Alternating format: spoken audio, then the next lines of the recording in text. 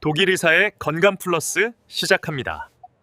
여러분 잠깐만 부엌으로 가보세요. 냉장고 옆 선반에 있는 그 조미료들, 매일 드시는 그 익숙한 맛들이 지금 이 순간에도 여러분의 혈관을 조용히 막고 있다면 어떻게 하시겠습니까? 믿기 어려우시죠? 하지만 이것은 놀랍도록 현실입니다. 부엌에서 가장 위험한 것이 무엇인지 아십니까?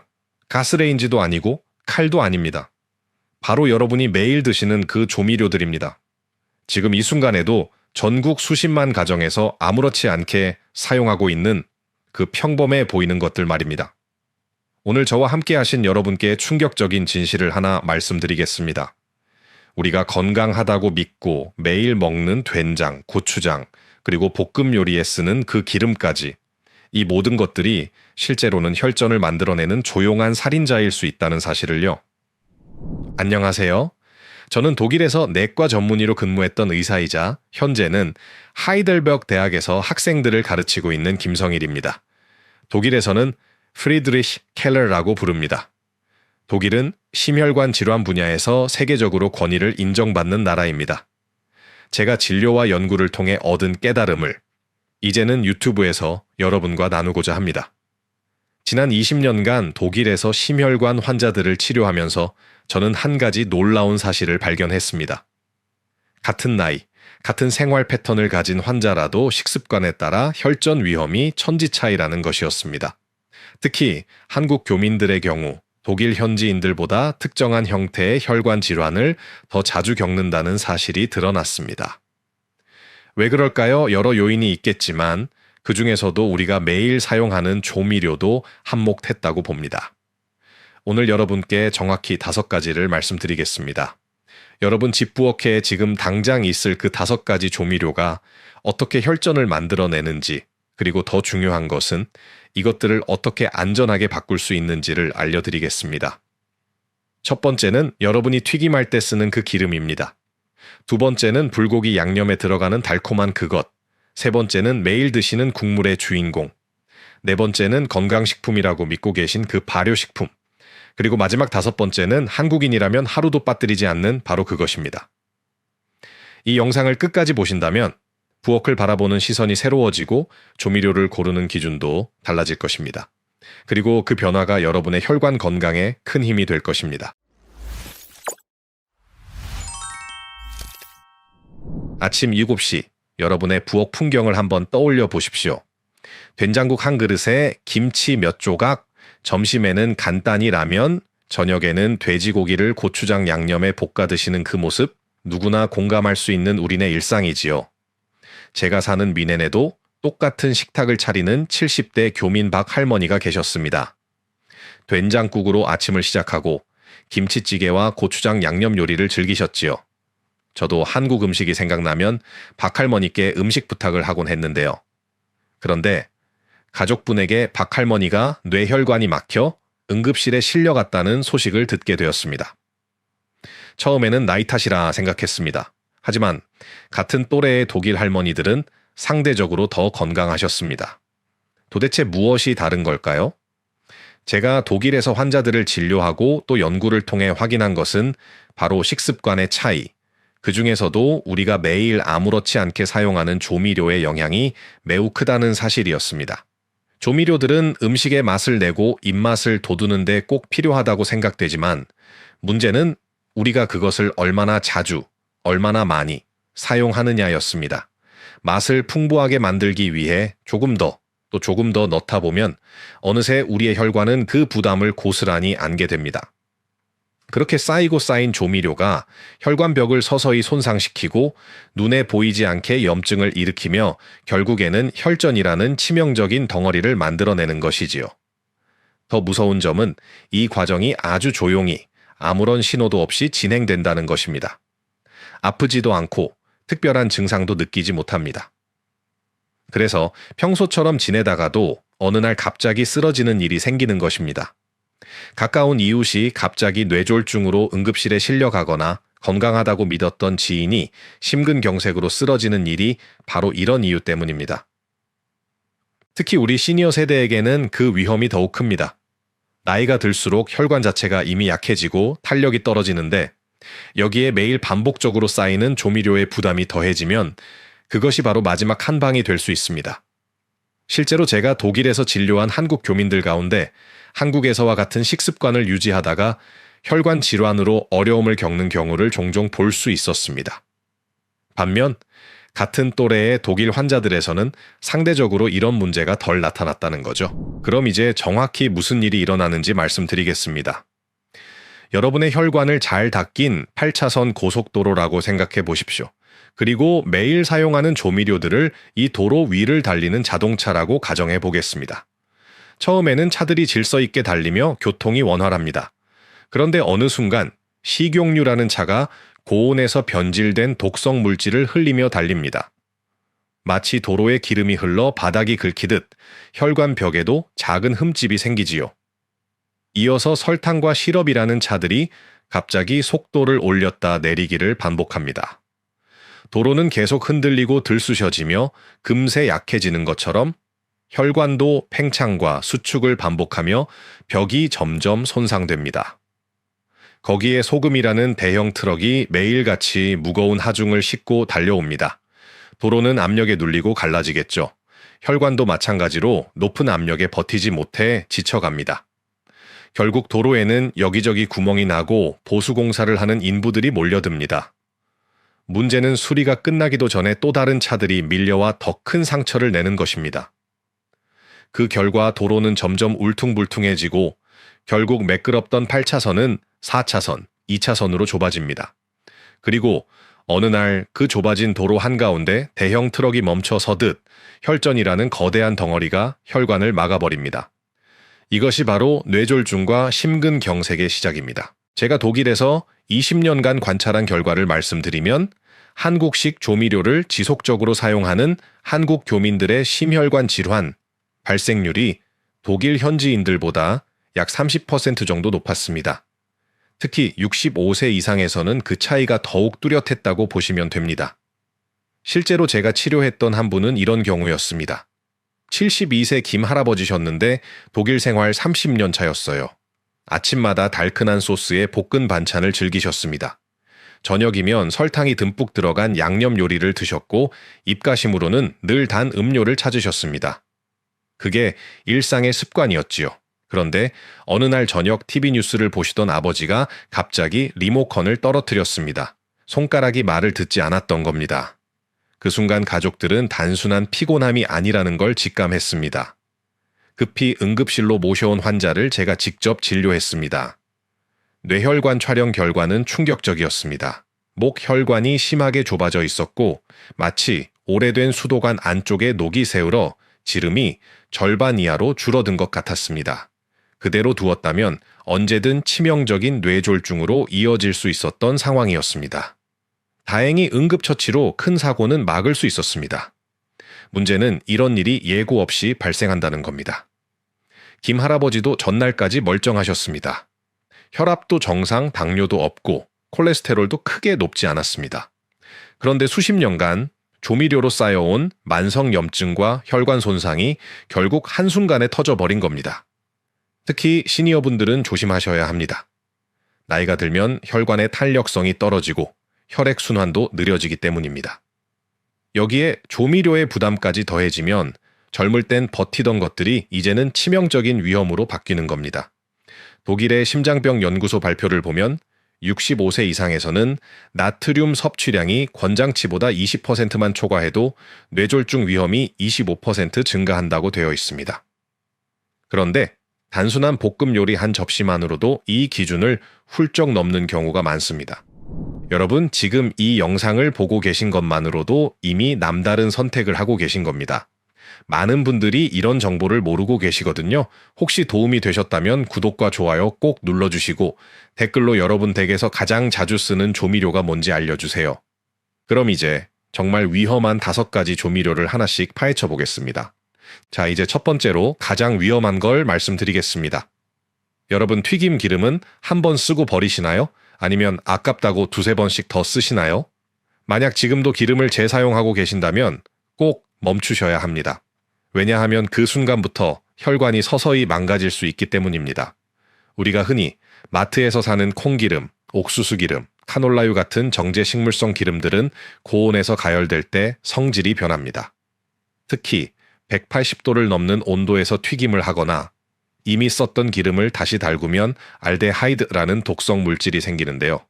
이게 혈관 속으로 들어가면 내막을 마치 사포로 문지르듯 손상시킵니다. 작은 상처가 생기고 그걸 막기 위해 염증 반응이 일어나죠. 그런데 이게 반복되면 혈관이 점점 좁아지고 결국 막히게 됩니다. 독일에서 진행된 연구를 보면 기름을 한 번만 다시 가열해도 극성 화합물이라는 유해 물질이 처음 쓸 때보다 3배에서 5배 이상 늘어난다고 보고되었습니다. 이 극성 화합물이 혈관 손상의 주범이고 나쁜 콜레스테롤인 LDL을 산화시키는 촉매가 됩니다. 산화된 LDL은 혈관 벽에 달라붙어 마치 녹슨 쇠붙이가 파이프에 들러붙는 것처럼 혈관을 좁게 만듭니다. 제가 독일에서 직접 진료했던 한 환자가 있습니다. 이름은 게르하르트 뻬메라는 분인데요. 60대 후반의 은퇴 공무원이셨습니다. 은퇴 후 여유로운 생활을 즐기시면서 저녁마다 맥주 한 잔에 감자튀김과 소시지를 곁들이곤 하셨습니다. 문제는 집에서 튀김을 할 때 같은 기름을 2-3번씩 다시 쓰셨다는 겁니다. 검사 결과 혈관 내부에 지방 찌꺼기와 염증으로 인한 침착물이 많이 쌓여 있었습니다. 마치 파이프 안쪽에 기름때가 겹겹이 달라붙어 물줄기가 약해지는 것처럼 혈액의 흐름도 방해받고 있었죠. 이대로라면 언제든 혈전이 생겨 심근경색이나 뇌졸중으로 이어질 수 있는 위험한 상황이었습니다. 다행히 응급으로 큰 문제는 막을 수 있었고 이후에는 생활 습관을 고치도록 권했습니다. 제가 알려드린 방법은 단순했지만 효과적이었습니다. 첫째, 기름은 절대 재사용하지 않을 것. 이미 한 번 가열된 기름은 다시 사용하는 순간 독성 물질과 산화물이 크게 늘어나 혈관에 독이 되기 때문입니다. 둘째, 조리 기름을 바꾸는 것. 여기서 말하는 엑스트라 버진 올리브유는 올리브 열매를 그대로 짜낸 가장 순수한 기름으로 낮은 온도에서 볶거나 샐러드에 뿌리면 좋은 지방을 그대로 섭취할 수 있습니다. 다만 너무 높은 온도에서 튀기면 변질되기 때문에 튀김용으로는 적합하지 않습니다. 대신 하이올레이규라는 기름이 있습니다. 해바라기씨나 카놀라를 특별히 개량해 만든 기름인데 올레익산이라는 성분이 많아 고온에서도 잘 변하지 않습니다. 쉽게 말해 같은 식물성 기름이라도 산패가 덜 되고 혈관을 덜 자극하는 종류라는 겁니다. 여기에 땅콩 기름 같은 것도 비교적 안정적이라 볶음 요리에 좋습니다. 마지막으로 저는 에어프라이어를 적극 추천했습니다. 기름을 거의 쓰지 않아도 겉은 바삭하고 속은 촉촉하게 조리가 되기 때문에 환자분이 특히 좋아하시더군요. 몇 달 뒤 다시 검사를 했을 때 게르하르트 뻬메 씨의 혈관 수치는 눈에 띄게 개선돼 있었습니다. 무엇보다 본인이 숨이 훨씬 편하다, 몸이 가벼워졌다고 말하셨던 게 인상 깊습니다. 작은 습관의 변화가 건강을 지켜낸 것이지요. 두 번째로 말씀드릴 것은 아마 여러분이 상상도 못하셨을 겁니다. 소스 한 숟갈의 비밀 들어보셨나요? 불고기 양념, 떡볶이 소스, 고추장까지 겉으로는 달지 않아 보이지만 그 속에는 엄청난 양의 설탕이 숨어 있습니다. 라면 수프, 케첩 한 숟갈도 예외가 아니지요. 제가 한국 식품이 필요해 독일 마트에서 발견한 건데요. 한국 조미료들의 성분표를 직접 확인했을 때 충격을 받았습니다. 불고기 양념 한 숟갈에 설탕이 무려 7g, 각설탕 2개 분량이나 들어있었던 겁니다. 더 큰 문제는 이 당분의 대부분이 액상과당 형태라는 사실입니다. 액상과당은 우리가 흔히 쓰는 흰 설탕보다 훨씬 빠르게 혈당을 치솟게 만듭니다. 혈당이 급격히 오르면 췌장은 인슐린을 대량으로 분비합니다. 마치 화재 경보가 울리자 소방차가 일제히 출동하는 것과 같습니다. 그런데 이런 일이 하루 3번, 매일같이 반복된다면 어떻게 될까요?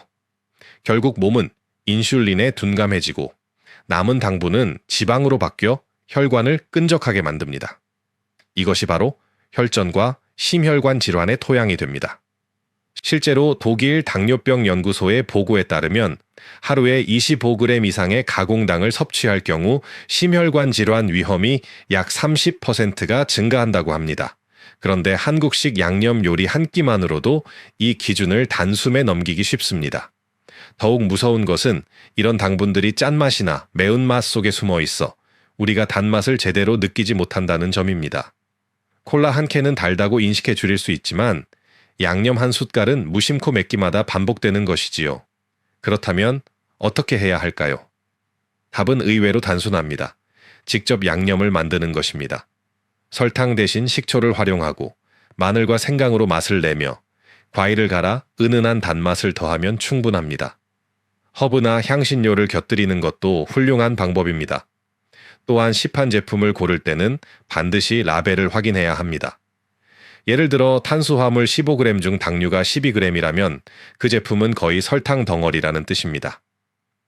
하루 당류 섭취량은 25g을 넘지 않도록 관리하고 가능하다면 절반 이하로 줄이는 것이 바람직합니다.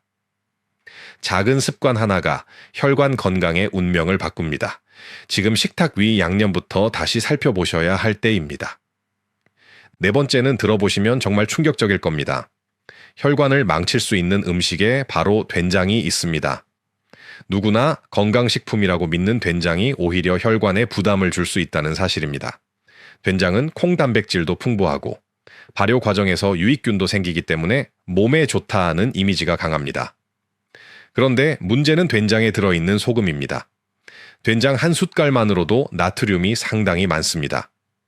국이나 찌개로 끓이면 그 염분이 모두 국물에 녹아 들어가죠. 국물을 남김없이 다 마시면 하루 권장량을 훌쩍 넘기게 됩니다. 된장 자체는 좋은데 먹는 방식 때문에 해로워지는 것입니다. 실제로 독일의 발효식품 가운데 양배추 절임으로 잘 알려진 사워크라우트라는 발효식품이 있습니다. 이 식품은 나트륨이 된장의 절반 이하입니다. 같은 발효식품이라도 염분 차이가 이렇게 큽니다. 우리 식탁에서는 된장을 국으로 끓여 먹는 경우가 많으니 모르는 사이에 소금 섭취가 늘어나는 것이죠. 그렇다면 된장을 아예 끊어야 할까요? 그렇지 않습니다. 방법은 의외로 단순합니다. 된장찌개를 끓일 때는 된장 양을 줄이고 대신 다시마, 버섯 같은 재료로 감칠맛을 보완하세요. 요즘은 저염 된장도 많이 나와 있으니 선택에 참고하시면 좋습니다. 무엇보다 중요한 건 국물은 조금만 드시고 건더기 위주로 드시는 것입니다. 이렇게 하면 된장의 좋은 영양은 챙기면서도 소금 부담은 크게 줄일 수 있습니다. 된장은 분명 좋은 음식입니다. 하지만 조금만 조리법과 습관을 바꾸면 약이 되고 그렇지 않으면 독이 될 수도 있다는 점 꼭 기억하셔야 합니다. 마지막 5번째 피해야 할 조미료는 한국인의 식탁에서 빼놓을 수 없는 조합입니다. 바로 고추장과 마늘입니다. 고추장은 단순한 양념이 아닙니다. 매운맛과 감칠맛, 발효된 콩에 메주가루까지 영양까지 더해져 한국 음식의 깊은 맛을 만들어주죠. 그런데 이 고추장의 진짜 문제는 짜다거나 맵다는데 그치지 않습니다. 그 안에 나트륨과 당분이 동시에 숨어 있다는 것입니다. 나트륨은 혈압을 끌어올리고 당분은 혈당을 치솟게 하는데 이 두 가지가 함께 들어오면 혈관은 2배의 부담을 받게 됩니다. 실제로 고추장 한 큰 숟갈에는 나트륨이 약 500ml, 당분이 6g이나 들어있습니다. 비빔밥에 2숟갈만 넣어도 하루 권장량의 절반 이상을 넘어버리는 셈이지요. 마늘 역시 마찬가지입니다. 마늘에는 혈관을 넓히고 혈액순환을 돕는 알리신이라는 성분이 들어있습니다. 적당히 드시면 혈압 조절, 면역력 강화에 도움이 되는 훌륭한 식재료지요. 하지만 문제는 양과 섭취 방식입니다. 생마늘은 알리신 함량이 익힌 마늘보다 5배 이상 높습니다. 여기에 아스피린, 와파린 같은 혈액 관련 약물을 복용하고 있다면 출혈 위험이 커질 수 있습니다. 실제로 제가 몸담고 있는 하이델베르크 대학 연구팀에서 진행한 조사에 따르면 마늘 보충제를 과량 섭취한 환자의 약 20%에서 코피멍과 같은 출혈성 부작용이 보고된 바 있습니다. 그렇다고 고추장과 마늘을 다 끊으라는 이야기는 아닙니다. 중요한 건 조절입니다. 고추장은 평소 쓰시던 양의 절반만 쓰고 대신 고춧가루에 식초, 참깨, 마늘 조금을 섞어 드레싱을 만들어 보세요. 맛은 충분하면서도 나트륨과 당분은 크게 줄일 수 있습니다. 마늘은 하루 한두 쪽만, 가능하다면 익혀 드시는 게 안전합니다. 구워 먹거나 볶아 먹으면 알리신의 강한 자극은 줄고 풍미는 그대로 살아납니다. 이처럼 작은 변화만 주셔도 위험은 크게 줄이고 한국 음식의 깊은 맛은 충분히 즐기실 수 있습니다. 다 포기하라가 아니라 조절과 균형이라는 메시지를 꼭 기억하시면 좋겠습니다. 지금까지 여러 조미료의 위험과 조절법을 말씀드렸습니다. 아마 머릿속에 내용이 많아 조금 복잡하게 느껴지실 수도 있습니다. 그런데 다행히 이 모든 방법을 하나의 원칙으로 정리할 수 있습니다. 바로 반의 법칙입니다. 앞에서 말씀드린 것처럼 기름은 절반만 쓰고 재사용은 하지 않기, 양념 소스는 반만 덜어 쓰기, 된장국 국물은 절반만 남기기, 고추장은 반 스푼만 넣기. 이렇게 반만 줄인다는 습관 하나로도 혈관의 부담은 눈에 띄게 줄어듭니다. 저는 독일 하이델베르크 대학 연구팀과 함께 이 원칙을 실제로 실험해 본 적이 있습니다. 혈관 건강에 고민이 있는 60세 이상 참가자 40여 명을 대상으로 반의 법칙을 3개월 동안 실천하도록 했습니다. 그 결과 평균 혈압은 약 8% 낮아졌고 식후 혈당 수치는 15에서 20% 안정되었으며 혈관 탄력성 지표도 뚜렷하게 개선되는 결과가 나왔습니다. 그래서 제가 제안 드리는 것이 7일 반의 법칙 프로그램입니다. 일주일 동안 하루에 한 가지씩 작은 반의 실천을 해보는 겁니다. 완벽하게 지키실 필요는 없습니다. 중요한 건 꾸준히 실천하는 겁니다. 반만 줄여도 충분하고 그 반이 모여서 어느새 큰 변화를 만들어냅니다. 여러분의 밥상에서 오늘부터 딱 절반만 덜어내 보세요. 그것이 혈관 건강을 지키는 가장 확실한 첫걸음입니다. 여러분, 오늘 우리가 함께 확인한 사실을 정리해 보겠습니다. 정제 기름, 숨은 설탕, 과도한 소금, 된장, 고추장과 마늘. 이 익숙한 조미료들이 어떻게 우리 혈관에 조용히 부담을 주는지 살펴봤습니다. 하지만 중요한 건 두려움이 아니라 희망입니다. 작은 변화만으로도 우리는 충분히 이 문제를 이겨낼 수 있습니다. 덜 쓰기, 바꿔 쓰기, 섞어 쓰기. 그리고 7일간의 반의 법칙. 이 간단한 실천만으로도 혈압과 혈당은 안정되고 혈관은 다시 힘을 되찾습니다. 건강한 선택은 결국 가족을 향한 사랑입니다. 오늘의 작은 결심이 여러분 자신은 물론 사랑하는 가족들과 함께할 수 있는 더 긴 시간, 더 건강한 나날을 선물할 것입니다. 기억하세요. 조미료는 양념일 뿐입니다. 우리 삶의 주인공은 건강이고 바로 여러분 자신입니다. 균형 잡힌 식탁, 그것이 우리가 지켜야 할 진짜 맛입니다. 마지막으로 여쭙고 싶습니다. 오늘부터 어떤 조미료를 먼저 바꿔보시겠습니까? 국물을 절반만 드시는 것부터 시작하시겠습니까? 아니면 기름 재사용을 멈추시겠습니까? 여러분의 다짐을 댓글로 나눠주세요. 그리고 이 영상이 도움이 되셨다면 구독과 알림 설정도 꼭 부탁드립니다. 앞으로도 여러분의 건강한 삶을 위한 이야기를 계속 전해드리겠습니다. 지금까지 독일 의사 김성일이었습니다.